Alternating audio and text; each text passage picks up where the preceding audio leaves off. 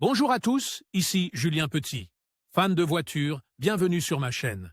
Restez avec moi, on va aborder notre sujet du jour sans plus tarder.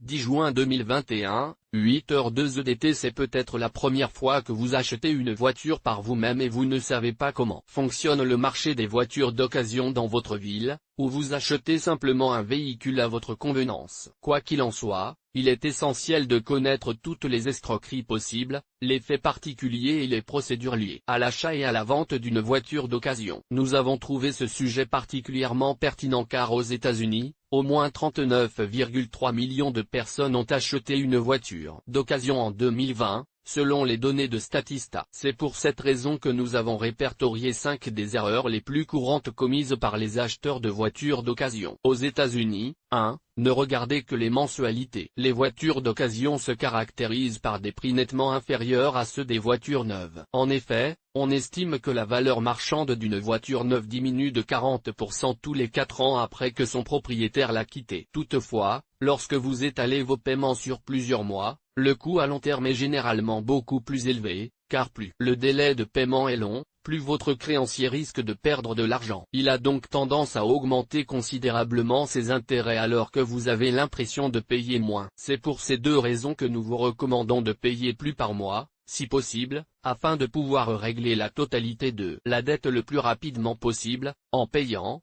à long terme, moins. 2. Ne pas faire de séance d'essai. Il s'agit sans aucun doute de l'une des plus grandes erreurs qu'un acheteur puisse commettre lors de l'achat d'une voiture d'occasion. Si vous n'effectuez pas d'essai routier, vous risquez de vous retrouver dans la situation inconfortable d'avoir une voiture avec 1001 problèmes mécaniques par la suite. 3. Ne pas vérifier la voiture auprès d'un mécanicien. Bien qu'il s'agisse d'une étape rarement franchie, les voitures d'occasion devraient être examinées par un mécanicien indépendant du concessionnaire qui confirme objectivement l'état réel du véhicule en question. Un mécanicien peut s'assurer que le kilométrage de votre voiture n'a pas été modifié. Encore une fois, il s'agit d'une situation de prévention afin de ne pas regretter d'avoir conclu un contrat d'achat à 5 chiffres. 4. Ne pas se focaliser sur le résultat. Pour revenir au point initial, il est primordial de vérifier les conditions spécifiques de l'achat lorsqu'elles sont mentionnées dans le contrat d'achat. 5. Ne pas demander l'historique du véhicule. Chaque véhicule a un passé et il est très important que vous connaissiez l'historique complet de la voiture que vous envisagez d'acheter. Si ce n'est pas le cas,